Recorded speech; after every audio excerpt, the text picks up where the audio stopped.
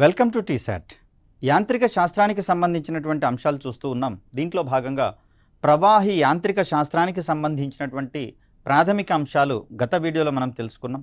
ఈ వీడియోలో మనము ఆర్కిమిడీస్ ప్రిన్సిపల్తో పాటుగా బెర్నౌలీస్ ప్రిన్సిపల్, అదేవిధంగా ప్రవాహులు ప్రదర్శించేటటువంటి కొన్ని ధర్మాలను గమనించేటటువంటి ప్రయత్నం చేద్దాం.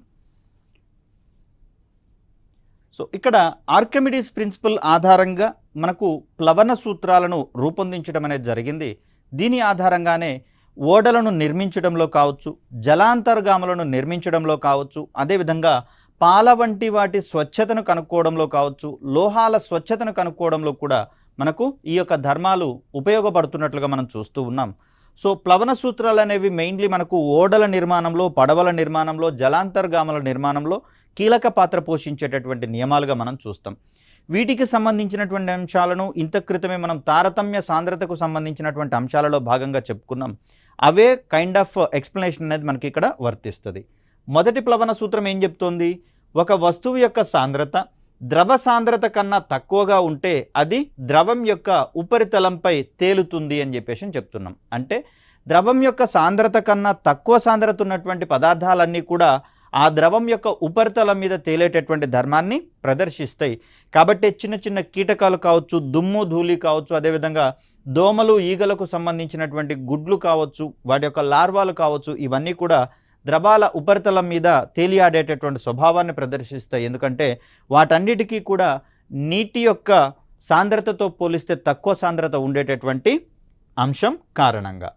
ఇక రెండవ ప్లవన సూత్రం విషయానికి వస్తే, వస్తువు సాంద్రత ద్రవ సాంద్రతకు సమానంగా ఉంటే ఆ వస్తువు ద్రవంలో సగభాగం మునిగి మరొక సగభాగము ద్రవంపై తేలుతుందనేటటువంటి అంశాన్ని ఇక్కడ మనం చూస్తాం. పడవల నిర్మాణంలో ఇదే ప్రిన్సిపల్ మనకి ఇక్కడ వ్యవస్థితమై ఉంటుంది. కాబట్టి పడవలు కానీ ఓడలు కానీ వాటిని కన్స్ట్రక్షన్ చేసేటటువంటి సందర్భంలో నీటి సాంద్రతతో పోలిస్తే వాటి యొక్క సాంద్రత దాదాపుగా సమానంగా ఉండేటటువంటి అంశంలో భాగంగా దాన్ని మనం రూపొందించడం అనేది జరుగుతుంది. కాబట్టి పడవల యొక్క కొద్ది భాగము నీళ్లలో మునిగి ఉంటుంది, మిగిలిన భాగము పైన ఉండేటటువంటి ప్రయత్నం జరుగుతుంది. అదేవిధంగా జలాంతర్గాములలో కూడా చూడండి, నీటి యొక్క సాంద్రతతో పోలిస్తే జలాంతర్గామి యొక్క సాంద్రత గనక అధికమయ్యిందనుకోండి, సో అది నీళ్లలో మునిగేటటువంటి ధర్మాన్ని ప్రదర్శిస్తుంది. అలా కాకుండా నీటి సాంద్రతతో సమానంగా గనక ఉన్నట్లయితే జలాంతర్గామి సగభాగం వరకు పైన తేలుతుంది, మిగిలిన సగభాగం దిగువన మునిగేటటువంటి అంశంగా చూస్తాం. ఒకవేళ జలాంతర్గామి యొక్క సాంద్రత నీటి సాంద్రత కంటే తక్కువ అయిందనుకోండి, అది అమాంతం నీళ్ళ మీద తేలియాడేటటువంటి ధర్మాన్ని ప్రదర్శిస్తుంది. సో దీనికి అనుగుణంగా దాని లోపల నీటి సాంద్రతతో పోలిస్తే ఈ సాంద్రతను తగ్గించుకునే మరియు పెంచుకునేటటువంటి వెసులుబాట్లు ఉంటాయి. కాబట్టి జలాంతర్గామి అవసరమైనటువంటి సందర్భాల్లో నీటి ఉపరితలానికి మరియు తన యొక్క కార్యక్రమాలను నిర్వర్తించేటటువంటి క్రమంలో నీటి అడుగు భాగానికి వెళ్ళేటటువంటి ప్రయత్నం చేస్తుంది. సో మూడవ ప్లవన సూత్రం ప్రకారము వస్తువు సాంద్రత నీటి సాంద్రత కన్నా ఎక్కువగా ఉన్నటువంటి పరిస్థితులలో ఆ వస్తువు నీటిలో మునిగిపోయేటటువంటి ధర్మాన్ని ప్రదర్శిస్తూ ఉంటుంది. ఇవి మనము ప్లవన సూత్రాలకు సంబంధించినటువంటి అంశాలుగా చూస్తూ ఉన్నాం. ఇక వీటి యొక్క అనువర్తనాలను కనుక మనం గమనిస్తే, ద్రవాల సాపేక్ష సాంద్రతను కనుక్కునేటటువంటి లాక్టోమీటర్ కావచ్చు, హైడ్రోమీటర్ పనిచేసేటటువంటి సందర్భంలో వీటిని మనం చూస్తూ ఉంటాం. పాల స్వచ్ఛతను కనుక్కునేది లాక్టోమీటర్గా మనం చూస్తూ ఉన్నాం. మరి ఈ సందర్భంలో లాక్టోమీటర్లో ఒక నిర్దిష్టమైనటువంటి రీడింగ్ అనేది ఉంటుంది. మరి ఆ రీడింగ్ వరకు గనక పాలల్లో ముంచినటువంటి లాక్టోమీటర్ మునిగినట్లయితే పాలు శుద్ధమైనటువంటి స్థితిలో ఉన్నట్లుగా మనం భావించాల్సి వస్తుంది. లేకపోతే పాలల్లో నీళ్లు కలిపినటువంటి అంశాన్ని మనం ఈజీగా గుర్తించవచ్చు. అదేవిధంగా పడవలు, ఓడలు, జలాంతర్గాములు పనిచేయడంలో ప్లవన సూత్రాలు ఇమిడి ఉంటాయి. ఇక్కడ మరొక కీలకమైనటువంటి విషయం ఏంటంటే, నదీ జలాలలో ప్రయాణించేటటువంటి నౌకలు అక్కడ నదీ ముఖద్వారాల దగ్గర నదీ జలాల నుంచి సముద్ర జలాల్లోకి కనుక ప్రవేశించినట్లయితే ఏం జరుగుతుందనే కోణంలో గతంలో మనకు స్టేట్మెంట్ రిలేటెడ్ క్వశ్చన్స్ రావడం అనేది జరిగింది. ఇక్కడ నదీ జలాలతో కంపేర్ చేస్తే సముద్ర జలాల యొక్క సాంద్రత ఎక్కువగా ఉంటుంది. కాబట్టి ఈ నదీ జలాలలో అయితేనేమో నౌకలు ఒక నిర్దిష్ట మొత్తం దిగువకు మునిగేటటువంటి అవకాశం ఉంది. సముద్ర జలాల విషయానికి వచ్చేసరికల్లా నదీ జలాల కంటే వాటి యొక్క సాంద్రత అధికంగా ఉంటుంది. కాబట్టి నౌక సముద్ర జలాల్లోకి ప్రవేశించిన వెంటనే కొంత మట్టము పైకి లేచేటటువంటి అవకాశం ఉంది. ఎందుకంటే అక్కడ నౌక సాంద్రత కంటే సముద్ర జలాల యొక్క సాంద్రత అధికమయ్యేటటువంటి అవకాశం ఉంది వెన్ కంపేర్డ్ విత్ ఇక్కడ రివర్ వాటర్కి సంబంధించి చూస్తే. అదేవిధంగా దీని యొక్క రివర్స్ కండిషన్ కనుక మనం ఊహిస్తే, అంటే సముద్ర జలాల నుంచి ప్రయాణించేటటువంటి నౌకలు నదీ జలాల్లో కనుక ప్రవేశించినట్లయితే ఇక్కడ సముద్ర జలాల సాంద్రత అధికంగా ఉంటుంది కాబట్టి అది ఒక మట్టం వరకు పైకి తేలి ఉంటుంది. నదీ జలాల యొక్క సాంద్రత సముద్ర జలాలతో కంపేర్ చేస్తే తక్కువగా ఉంటుంది కాబట్టి ఈ సందర్భంలో ఓడ లేదా నౌక అనేటటువంటిది కొంచెం లోపలికి మునిగేటటువంటి ధర్మాన్ని ప్రదర్శిస్తూ ఉంటుంది. మరి వీటిని ఆధారంగా చేసుకొని ఆ ప్రయాణాలను సాఫీగా కొనసాగించుకోవడానికి మనం చూడాల్సి ఉంటుంది. అదేవిధంగా మంచి కోడిగుడ్ల నుంచి కుళ్ళినటువంటి కోడిగుడ్లను వేరు చేసేటటువంటి సందర్భంలో కూడా మనకు ఈ ధర్మం అనేది పనిచేస్తూ ఉంది. మంచు సాంద్రత అనేది నీటి సాంద్రత కన్నా తక్కువగా ఉంటుంది కాబట్టి భారీ పరిమాణంలో ఉండేటటువంటి మంచు కొండలు సైతము నీటి మీద తేలేటటువంటి అంశాలను మనం ఇక్కడ చూస్తాం. ఎందుకంటే ఆ సందర్భంలో ఆ మంచు ముక్కలకు గరిష్ట ఘన పరిమాణం ఉంటుంది, తక్కువ సాంద్రత అనేది వ్యవస్థితమై ఉంటుంది కాబట్టి నీటి మీద తేలేటటువంటి ధర్మాన్ని ప్రదర్శిస్తాయి. ఇక నెక్స్ట్ చూడాల్సినటువంటి నియమంగా మనకు వెరీ ఇంపార్టెంట్ ప్రిన్సిపల్గా ఇది మనకు కనిపిస్తుంది, బెర్నౌలీ ప్రిన్సిపల్. ఏదైనా ఒక వస్తువు పైభాగంలో అధిక వేగంతో గాలి వీచినటువంటి సందర్భంలో ఆ ప్రాంతంలో గాలి పీడనము దిగువ ప్రాంతంలో కంటే తక్కువగా ఉండేటటువంటి అవకాశం ఉంది. కాబట్టి మెట్రో రైల్స్ కావచ్చు, రైల్వే స్టేషన్లలో కావచ్చు, ట్రైన్ స్పీడ్గా వస్తున్నటువంటి సందర్భంలో ప్లాట్ఫామ్కి దగ్గరలో వ్యక్తులను నిలబడవద్దని చెప్పేసి అని చెప్తారు. ఎందుకంటే ఈ వేగంగా ప్రయాణించేటటువంటి ట్రైన్ పక్క భాగం నుంచి గాలి అనేది అమితమైనటువంటి వేగంతో ప్రయాణిస్తుంది కాబట్టి ఆ తలం దగ్గర అల్పపీడనం అనేది వ్యవస్థితం అవుతుంది.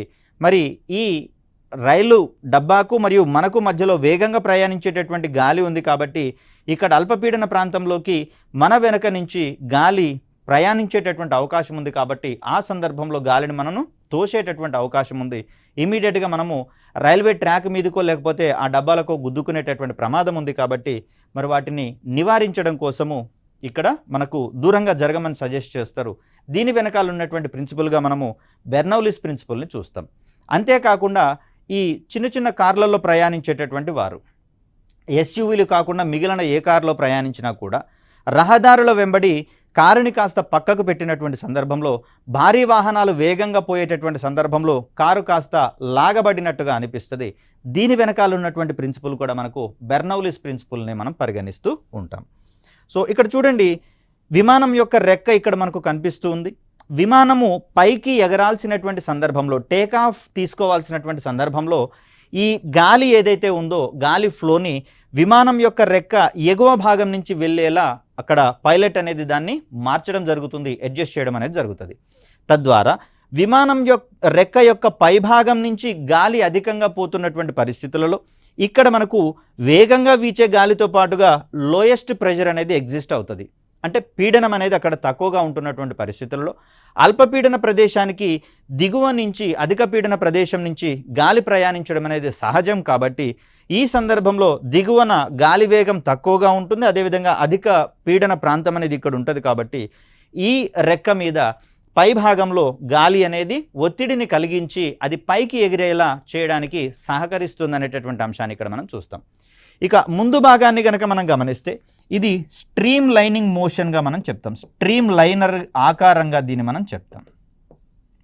మనకు వాహనాల ముందు భాగాలు కూడా ఇదే విధంగా ఉండేటటువంటి అవకాశం ఉంది. సో దట్ ఏం జరుగుతుంది అంటే ఇక్కడ తగిలినటువంటి గాలి మోస్ట్ ప్రాబబ్లీ మనకు ఎగువకు ప్రయాణించడంలో భాగంగా అది ఉపయోగపడుతుంది. తద్వారా దీని ఎగువ భాగంలో కూడా మనకు అధిక వేగంతో గాలి వీచేటటువంటి అవకాశం ఉంది కాబట్టి అక్కడ లో ప్రెజర్ జోన్ అనేది ఏర్పడుతుంది.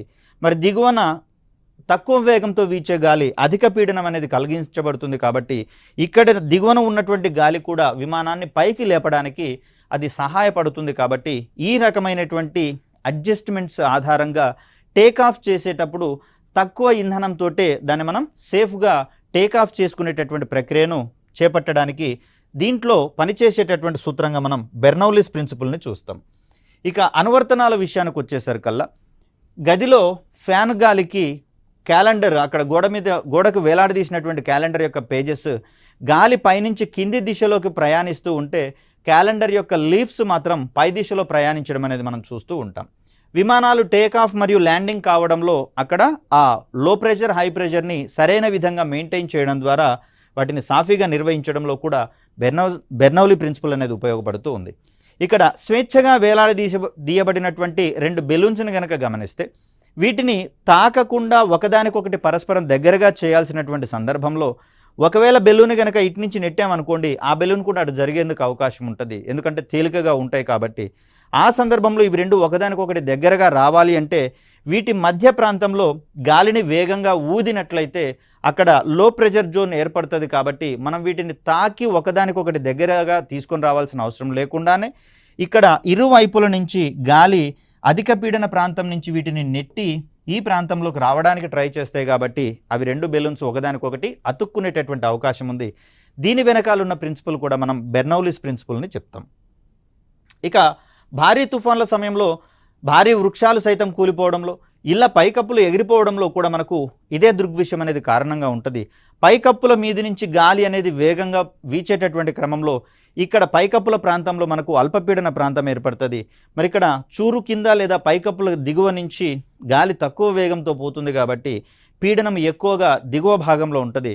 కాబట్టి గాలి అనేది ఈ పైకప్పును పై భాగంలోకి విసిరివేసేటందుకు ఉపయోగపడుతుంది. కాబట్టి ఆ సందర్భంలో పైకప్పులు మొత్తం గాలితో పాటుగా కొట్టుకొని పోయేటటువంటి సందర్భాన్ని మనం చూస్తాం. అదేవిధంగా బంతి స్పిన్ చేయడంలో కూడా ఇమిడి ఉన్నటువంటి సూత్రంగా దీన్ని మనం చూస్తాం. ఇక్కడ బౌలర్ అనేటటువంటి వ్యక్తి బాల్ని విసిరివేసేటటువంటి సందర్భంలో ఈ సీమ్ భాగాన్ని పట్టుకోవడం అనేది జరుగుతుంది. ఒక భాగాన్ని రఫ్గా, ఇంకొక భాగాన్ని నునుపుగా చేసేటటువంటి క్రమంలో దాన్ని రబ్ చేయడం అనేది జరుగుతుంది. ఎప్పుడైతే నునుపుగా ఉన్న భాగం వెంబడి అధికమైనటువంటి స్పీడ్తో గాలి కనుక వెళ్ళినట్లయితే అది మనకు రైట్ సైడ్ ఆపోజిట్ డైరెక్షన్లోకి స్వింగ్ అయ్యేటందుకు అవకాశం ఉంది. కాబట్టి ఈ క్రమంలో బాల్ గాలిలో ఉండగానే తన యొక్క దిశను మార్చుకునేటటువంటి ధర్మాన్ని కూడా ప్రదర్శించేటటువంటి స్వభావం ఉంది. కాబట్టి ఈ బెర్నౌలీస్ ప్రిన్సిపల్ ఆధారంగానే బాల్ని స్వింగ్ చేసేటటువంటి క్రమంలో స్పిన్ బౌలర్కు ఉపయోగపడేటటువంటి ప్రిన్సిపల్గా బెర్నౌలీస్ ప్రిన్సిపల్ అనేది కనిపిస్తూ ఉంది. దీని తర్వాత మనం చూసేటటువంటి నియమంగా బాయిల్ నియమం అనేది కనిపిస్తుంది. సో దీంట్లో స్థిర ఉష్ణోగ్రత వద్ద నిర్దిష్ట ద్రవ్యరాశి గల వాయువు యొక్క ఘనపరిమాణము దాని యొక్క పీడనానికి విలోమానుపాతంలో ఉంటుందని చెప్పేసి చెప్తుంది. సో ఇక్కడ V అనేది ఘనపరిమాణం అనుకుంటే, ఇక్కడ V అనేది ఘనపరిమాణం అనుకుంటే, దీనికి సంబంధించినటువంటి పీడనము P గనక అనుకుంటే, ఇవి 2 ఒకదానికొకటి పరస్పరము విలోమానుపాతంలో ఉంటుందని చెప్పేదే మనకు బాయిల్ నియమం. అంటే ఇక్కడ పీడనం యొక్క విలువ పెరుగుతూ ఉంటే, అంటే పీడనాన్ని అధికంగా కలిగిస్తూ ఉంటే వాల్యూమ్ ఘనపరిమాణం అనేటటువంటిది పెరిగేటటువంటి అవకాశం ఉంది. అదేవిధంగా P విలువను పెంచుతూ ఉన్నట్లయితే, పీడనాన్ని కనుక పెంచుతూ ఉన్నట్లయితే ఘనపరిమాణం విలువ తగ్గేటటువంటి అవకాశం ఉంది. ఒక రాశిని తగ్గిస్తే మరో రాశి పెరిగేందుకు అవకాశం ఉంది, ఒక రాశిని పెంచితే మరో రాశి తగ్గేటటువంటి అవకాశం ఉంది. ఇక్కడ చూద్దాం ఒకసారి. 5 కేజీల బరువు ఉన్నటువంటి పీడనాన్ని కలుగజేసినటువంటి సందర్భంలో దీని యొక్క ఘనపరిమాణాన్ని మనం జాగ్రత్తగా గమనిద్దాం. ఇక్కడ మరొక 5 కేజెస్ వెయిట్ని కనుక మనం దానికి యాడ్ చేసినట్లయితే అమాంతం ఘనపరిమాణం తగ్గినటువంటి పరిస్థితిని మనం ఇక్కడ చూస్తూ ఉన్నాం. మరి దీనికి సంబంధించినటువంటి అప్లికేషన్స్ మీద కనుక మనం దృష్టి సారిస్తే, నీటి అడుగు భాగం నుంచి ఒక గాలిబుడగా ఉపరితలాన్ని చేరేటటువంటి సందర్భంలో, సో ఒక బీకర్ నిండా నీళ్లు ఉన్నాయని చెప్పేసి అనుకుందాం. ఇక్కడ దిగువ భాగంలో ఒక గాలిబుడగా ఉన్నటువంటి సందర్భంలో ఇది ఎగువకు ప్రయాణించేటటువంటి సందర్భంలో మరి దిగువ భాగంలోనేమో నీటి యొక్క పరిమాణం ఎక్కువగా ఉంది కాబట్టి దీని మీద అధిక పరిమాణంలో ఉన్న నీటి యొక్క పీడనం ఉంటుంది. ఇది ఎగువకు ప్రయాణించేటటువంటి సందర్భంలో దాని మీద పీడనాన్ని కలగజేసేటటువంటి నీటి యొక్క పరిమాణం తగ్గుతూ ఉంది కాబట్టి ఇది ఉపరితలానికి వచ్చినటువంటి సందర్భంలో తక్కువ పరిమాణంలో ఉన్నటువంటి గాలిబుడగ పరిమాణం కాస్త పెద్దగా మారేటటువంటి అవకాశం ఉంది. దీని వెనుక ఇమిడి ఉన్న సూత్రంగా మనము బాయిల్ నియమాన్ని చెప్పుకుంటాం. అదేవిధంగా వాతావరణ పొరల గుండా ప్రయాణించేటటువంటి బెలూన్స్ యొక్క ఘనపరిమాణము పైకి పోయే కొద్దీ పెరిగేటటువంటి అవకాశం ఉంది. సో దీన్ని మనము రేడియో సోందే ఎక్స్పెరిమెంట్స్ అనేటటువంటి పేరుతోటి పిలుస్తాం.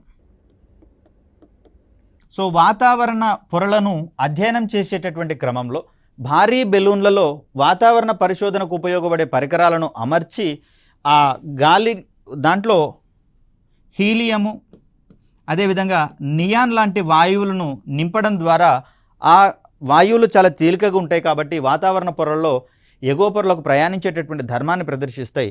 మరి ఈ సందర్భంలో ఆ బెలూన్ అనేది దిగువ పొరల నుంచి ఎగువ పొరలోకి ప్రయాణించేటటువంటి సందర్భంలో వాతావరణం యొక్క సాంద్రత అనేది భూ ఉపరితలానికి దగ్గరగా ఉన్న సందర్భాలలో అధికంగా ఉంటుంది. పైకి పోయే కొద్దీ వాతావరణ పొరలు పలచబడుతూ ఉంటాయి, సాంద్రత కూడా తగ్గుతూ ఉంటుంది. కాబట్టి మరి ఆ సందర్భంలో దిగువ పొరలలో అధిక పరిమాణంలో ఉన్నటువంటి వాతావరణం యొక్క ప్రెషర్ అనేది అధికంగా ఉంటుంది. కాబట్టి అక్కడ ఘనపరిమాణం తగ్గుతూ ఉంటుంది. పైకి వెళ్తున్న కొద్దీ ప్రెషర్ అనేది రిలీజ్ అవుతూ ఉంటుంది. కాబట్టి బెలూన్ యొక్క పరిమాణం పెరిగేటటువంటి క్రమాన్ని మనం చూస్తాం. కాబట్టే ఈ సందర్భంలో ఈ బెలూన్లలో నిండుగా ఫిట్గా టైట్గా గాలి కొట్టకుండా కొంత వదులుగా ఉండేలా దాన్ని గాలిని దాంట్లోకి పంపు చేయడం అనేది జరుగుతుంది. తద్వారా అది పైకి వెళ్ళినటువంటి సందర్భంలో ఒకవేళ దాని యొక్క ఘనపరిమాణం పెరిగినా కూడా ఆ బెలూన్లకు ఎలాంటి ఇబ్బంది కలగకుండా ఈ ఏర్పాటు చేస్తారు. సో ఇక్కడ ప్రవాహులు ప్రదర్శించేటటువంటి ధర్మాలు కనుక మనం చూస్తే పీడనాన్ని కలగజేసేటటువంటి ధర్మాన్ని కలిగి ఉంటాయి ప్రవాహులు. దేనికైతే అధిక సాంద్రత ఉంటుందో ఆ సాంద్రత అధికంగా ఉన్నటువంటి ప్రవాహి అధిక పీడనాన్ని కలుగజేసేటటువంటి ప్రయత్నం చేస్తుంది. సో ప్రమాణ వైశాల్యం గల తలంపై లంబంగా పనిచేసేటటువంటి బలాన్ని పీడనం అంటారని చెప్పేసి అనుకున్నాం. ఇక్కడ వాతావరణ పీడనాన్ని పాదరస మట్టం యొక్క ఎత్తులో కొలిచేటటువంటి ప్రయత్నం చేస్తాం. ఇందుకోసం ఉపయోగపడేదే పాదరస భారమితిగా మనం చూస్తాం. బారోమీటర్గా దీన్ని మనం చెప్తాం. ఇది భారమితి. భారమితిలో వాడేటటువంటి పదార్థం ఏంటిది అంటే పాదరసంగా మనం చెప్తాం.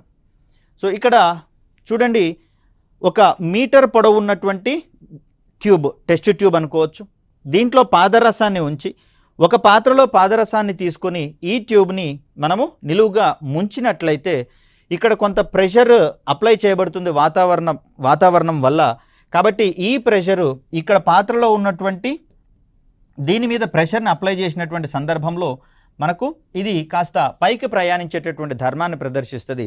నార్మల్ కండిషన్స్లో అయితే ఇక్కడ 1 మీటర్ పొడవు ఉన్నటువంటి ఈ ట్యూబ్ని తీసుకున్నటువంటి సందర్భంలో 76 సెంటీమీటర్ల ఎత్తు వరకు మనకు పాదరస మట్టం అనేది కనిపిస్తుంది. కాబట్టి ఈ 76 సెంటీమీటర్లనే మనము సాధారణ వాతావరణ పీడనంగా వివరించేటటువంటి ప్రయత్నం చేస్తాం. ఇక ఎగువన మనకు 24 సెంటీమీటర్ల పరిధిలో మనకు శూన్య ప్రదేశం అనేది ఎగ్జిస్ట్ అవుతుంది. ఈ శూన్య ప్రదేశాన్ని మనము టారిసెల్లి శూన్య ప్రదేశం అనేటటువంటి పేరుతోటి చెప్తాం. ఒకవేళ ఒక ప్రాంతంలో గాలి యొక్క పీడనం అధికంగా ఉన్నటువంటి సందర్భంలో ఇక్కడ ఈ పాత్రలో ఉన్నటువంటి పాదరసాన్ని నెట్టినప్పుడు మనకు ఈ పాదరస మట్టం అనేది పైకి పోవడం అనేది జరుగుతుంది. ఫర్ సపోజ్ తుఫాన్లు వచ్చేటటువంటి సందర్భంలో ఒక ప్రాంతంలో తుఫాన్ రావడానికి ముందుగా అక్కడ ఉన్నటువంటి గాలి యొక్క సాంద్రత తగ్గడం వల్ల అమాంతం అది పైకి వెళ్ళిపోతుంది. కాబట్టి ఆ పరిసరాలలో గాలి యొక్క పీడనం తగ్గడం వల్ల ఇక్కడ పాదరస మట్టము అనేది అకస్మాత్తుగా తగ్గిపోయేటటువంటి ప్రయత్నం జరుగుతుంది.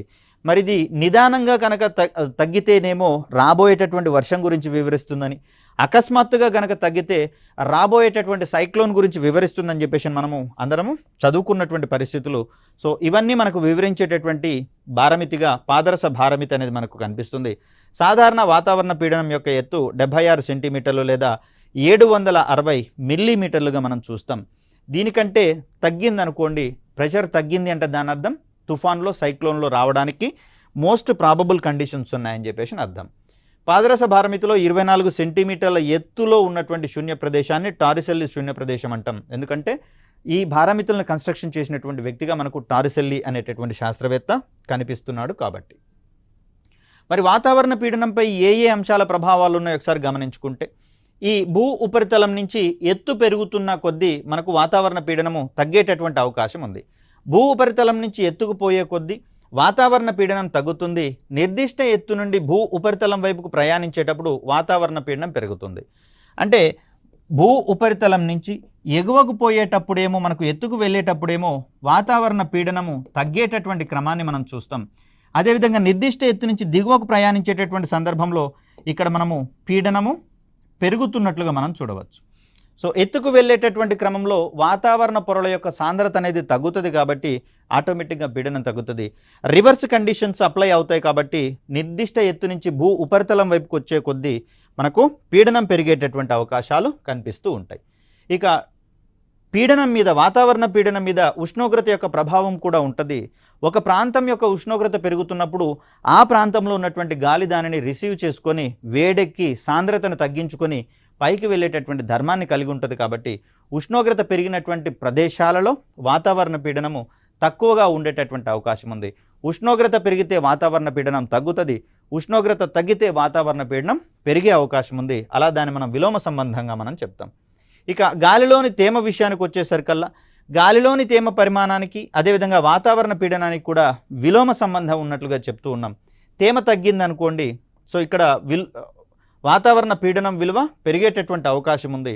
అదేవిధంగా తేమ పరిమాణం పెరుగుతున్నటువంటి సందర్భంలో మనకు అక్కడ పీడనము తగ్గేటటువంటి అవకాశం అనేది మనకి ఇక్కడ కనిపిస్తూ ఉంది. సో నెక్స్ట్ ప్రవాహులు కలగజేసేటటువంటి ధర్మాలలో తలతన్యత, దీన్నే మనం సర్ఫేస్ టెన్షన్గా మనం చెప్తాం.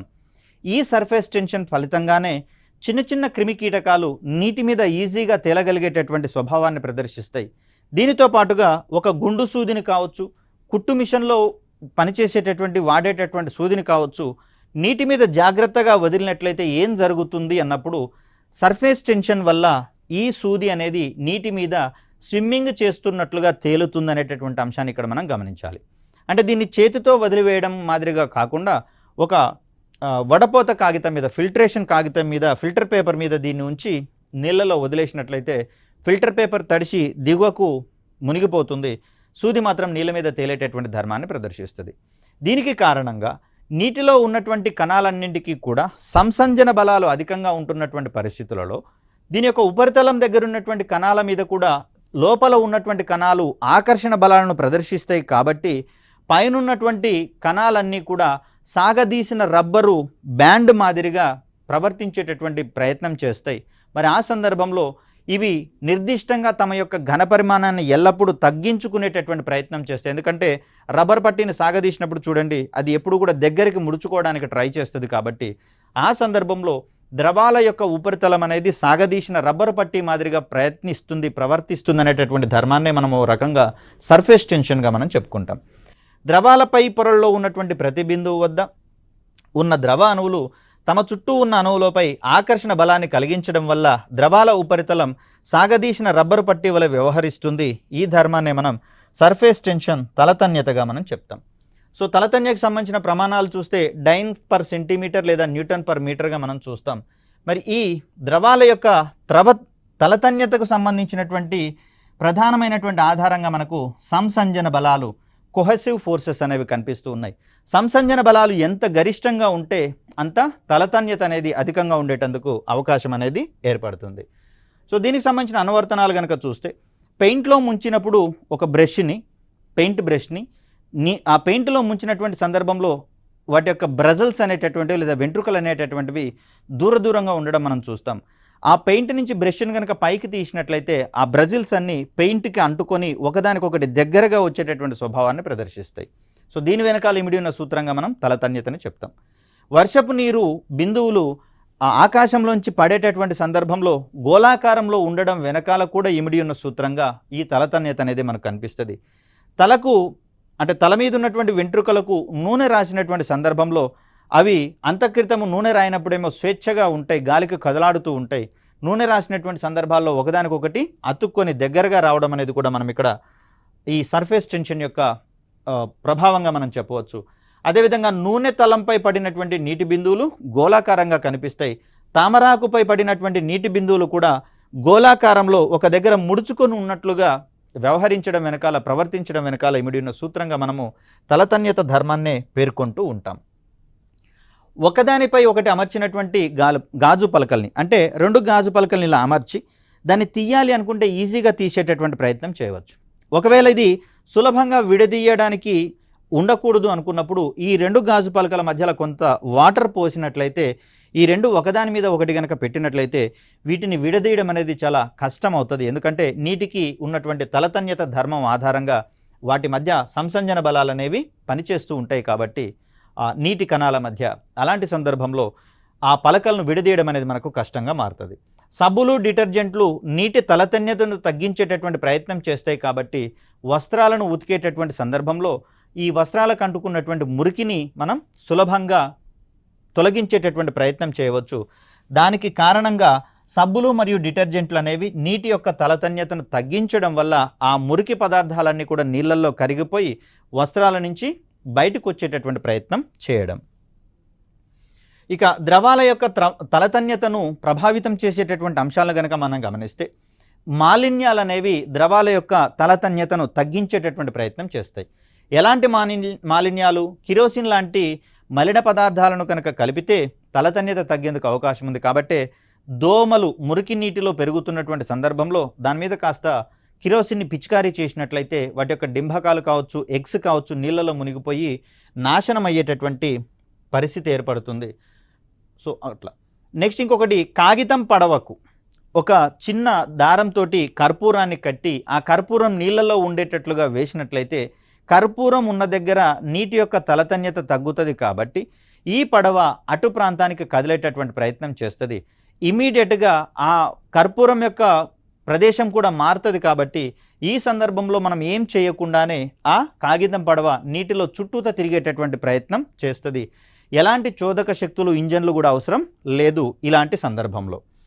ఇక మరొకటి ఏంటి అంటే, ఉష్ణోగ్రతను పెంచినప్పుడు కూడా ద్రవాల యొక్క తలతన్యత తగ్గేటటువంటి అవకాశం ఉంది. కాబట్టి చల్లని వాటితో పోలిస్తే టీ, కాఫీలు వేడిగా ఉన్నప్పుడు గనక తాగినట్లయితే వాటి యొక్క తలతన్యత తగ్గుతుంది. కాబట్టి నోటి మీద ఉన్నటువంటి, నాలుక మీద ఉన్నటువంటి రుచి గుళికలు ఏవైతే ఉన్నాయో ఆ రుచి గుళికలకు ఎక్కువ మొత్తంలో ఈ టీ, కాఫీలు అనేవి ఆవరించబడతాయి వేడిగా ఉన్నప్పుడు. కాబట్టి ఎక్కువ టేస్ట్గా అనిపిస్తాయి. ఒకవేళ చల్లగా ఉన్నటువంటి వాటిని గనక మనం తాగినట్లయితే వాటి యొక్క తలతన్యత అధికంగా ఉంటుంది. కాబట్టి ఎక్కువ రుచి గుళికలకు అందదు. కాబట్టి వాటి యొక్క టేస్ట్ ఎక్కువగా మనం తెలుసుకోకపోవడానికి తలతన్యత అనేది మనము అధికమైనటువంటి పాత్ర పోషిస్తుంది అన్నట్లుగా చెప్తాం. ఇక రేకుతో చేసినటువంటి పడవలో ఒక దీపాన్ని వెలిగించి నీటిలో వదిలినట్లయితే ఆ దీపం నుంచి వచ్చేటటువంటి వేడి వల్ల ఆ వేడి తగిలినటువంటి ప్రాంతంలో నీటి యొక్క తలతన్యత తగ్గుతుంది. కాబట్టి ఈ నీటిలో పడవ అనేది ఈజీగా అటు ఇటు కదిలేటటువంటి ధర్మాన్ని ప్రదర్శిస్తుంది. మనకు ఎగ్జిబిషన్లు కావచ్చు, సర్కస్లు కావచ్చు వచ్చినటువంటి సందర్భాలలో ఇలాంటి పడవలను అమ్మడం అనేది జరుగుతుంది.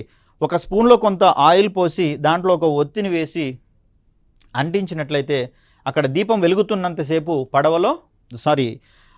ఈ నీళ్ళల్లో పడవ అనేది స్వేచ్ఛగా తనంతట తానుగానే చలించేటటువంటి ప్రయత్నం చేస్తుంది. ఇలా ఈ పడవ పనిచేయడంలో కూడా ఇమిడి ఉన్న సూత్రంగా మనము తలతన్యతనే పేర్కొనాల్సి వస్తుంది. కేశనాళికీయతకు సంబంధించినటువంటి ధర్మం మరొకటి మనకి ఇక్కడ కనిపిస్తూ ఉంది. సన్నని వెంట్రుకపాటి మందం కలిగినటువంటి గొట్టాలనే మనం ఇక్కడ కేశనాళికలుగా పిలుస్తూ ఉంటాం.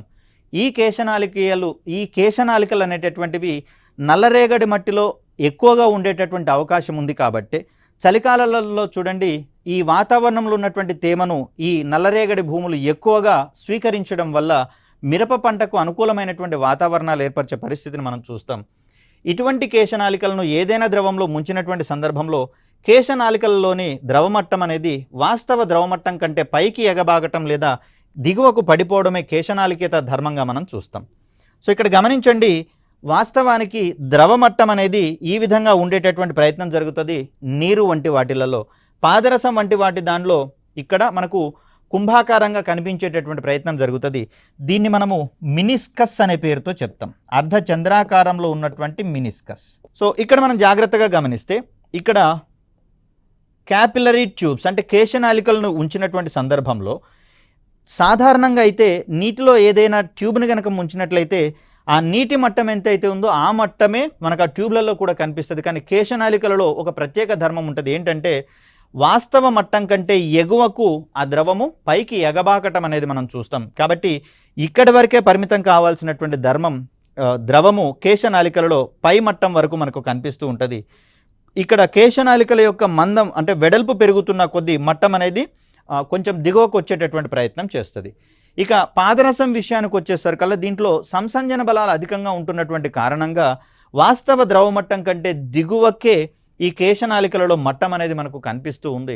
సో వీటన్నిటికీ సంసంజన బలాలు అధికంగా ఉన్నట్లయితే ఆ ద్రవంలో వాస్తవ మట్టం కంటే దిగువన కేశనాళికలలోని ద్రవమట్టం ఉంటుంది. ఒకవేళ సంసంజన బలాలు కనుక తక్కువగా ఉన్నటువంటి పరిస్థితులలో ఆ కేశనాళికలలో ద్రవమట్టం ఉండాల్సినటువంటి మట్టం కంటే పైకి ఎగబాకేటటువంటి ధర్మాన్ని ప్రదర్శిస్తుంది. సో వీటి వెనకాల మనకు ఉన్నటువంటి కారణాలుగా సంసంజన బలాలు, అసంజన బలాల యొక్క ప్రభావాన్ని మనం ప్రముఖంగా పేర్కొనాల్సి వస్తుంది. మరి ఈ ధర్మాల ఆధారంగానే రెయిన్ కోట్స్ని తయారు చేయడంలో కావచ్చు, అదేవిధంగా సబ్బులు, డిటర్జెంట్లను రూపొందించడంలో కావచ్చు, ఇవే మనకు కీలకమైనటువంటి పాత్రను పోషిస్తూ ఉంటాయి. అప్లికేషన్ ఓరియంటేషన్లో మనకు క్వశ్చన్స్ అన్నీ ఈ టాపిక్ నుంచి వచ్చేటటువంటి అవకాశం ఉంది. కాబట్టి వీటిని జాగ్రత్తగా అధ్యయనం చేసిన మీదట మనం ఎలాంటి మార్కును కూడా కోల్పోయేటటువంటి అవకాశం ఉండదు. అప్లికేషన్స్ ఉన్న ప్రతి చోట మనము అసర్షన్ రీజనింగ్ టైప్ క్వశ్చన్స్ పడతాయని చెప్పేసి మొదటి నుంచి మనం చెప్పుకుంటూ ఉన్నాం కాబట్టి వీటిని వాటి వెనకాల ఉన్నటువంటి కారణాలను సహేతుకంగా మనం అర్థం చేసుకున్నప్పుడే ఆన్సర్ చేయడానికి మనకు ఫ్లెక్సిబుల్గా ఉంటుంది కాబట్టి ఆ కోణంలో మన ప్రిపరేషన్ని సాగించాల్సి ఉంటుంది. మరికొన్ని పాఠ్యాంశాలను రాబోయే వీడియోలో తెలుసుకుందాం. Thank you.